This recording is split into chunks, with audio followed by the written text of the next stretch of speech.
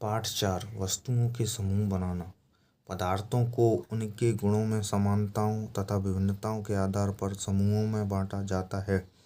हमारे चारों ओर की वस्तुएं अनेक प्रकार के पदार्थों से बनी हैं। किसी वस्तु को केवल एक ही पदार्थ से भी बनाना संभव हो सकता है अथवा उसे विभिन्न प्रकार के पदार्थों से भी बनाया जा सकता है।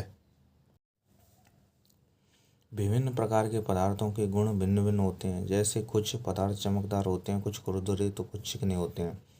कुछ पदार्थ कठोर तो कुछ नर्म या कोमल होते हैं।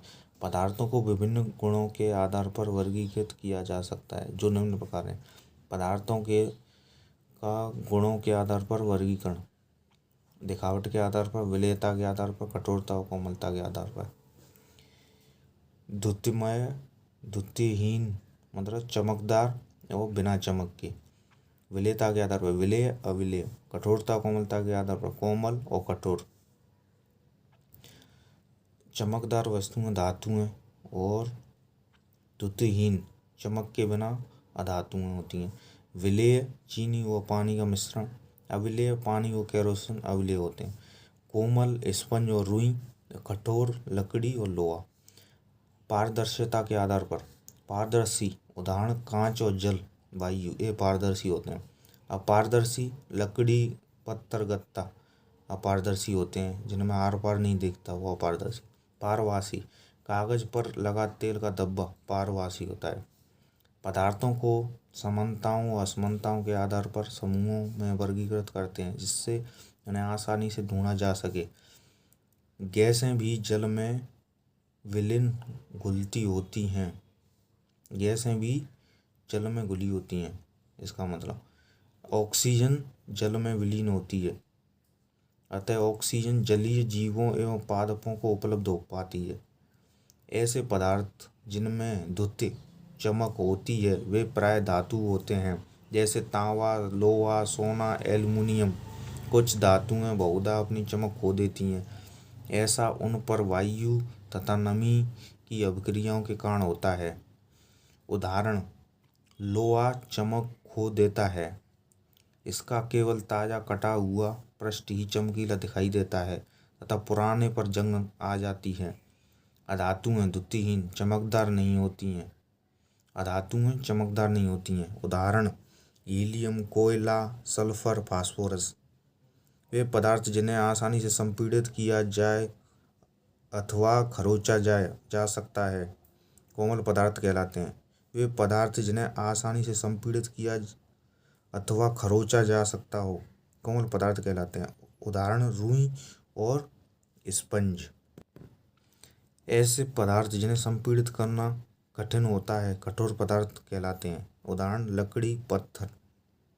हल्की वस्तुएं जल में तैरती हैं, जबकि भारी वस्तुएं जल में डूब जाती हैं। विलेय वे पदार्थ जो घुलते हैं, अर्थात कुछ पदार्थ जल में पूर्णतः लुप्त या घुल जाते हैं, वे पदार्थ जल में विलेय हैं। उदाहरण: जल एवं चीनी का घोल, ये विलेय है। कुछ पदार्थ जल के साथ मिश्रित नहीं होते तथा काफ़ी समय तक गिलास में विलोपित करने पर भी जल में विलुप्त नहीं होते, ये पदार्थ अविलेय हैं। उदाहरण के लिए जल एवं मिट्टी का बुरादा अविलेय होता है।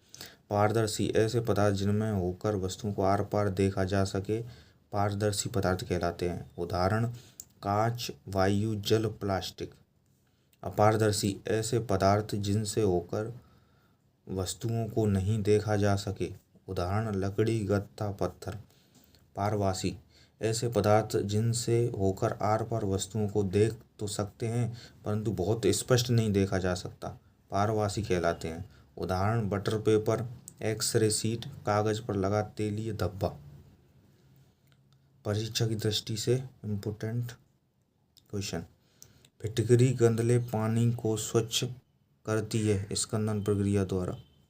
पृथ्वी पर सर्वश्रेष्ठ विलायक क्या है? जल, H2O।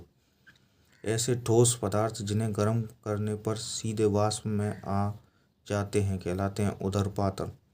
ऊर्ध्वपातित पदार्थ के उदाहरण: कपूर, नौशादर, आयोडीन। कोहरे में कौन सा कोलॉइडी तंत्र अभिव्यक्त होता है? गैस में द्रव। पीतल मिश्र धातु है तांबा एवं जस्ता। जिन द्रवों के मिश्रण के क्वथनांकों में बहुत कम 25 केल्विन से कम अंतर होता है उन्हें पृथक किया जाता है प्रभाजी आसवन विधि द्वारा।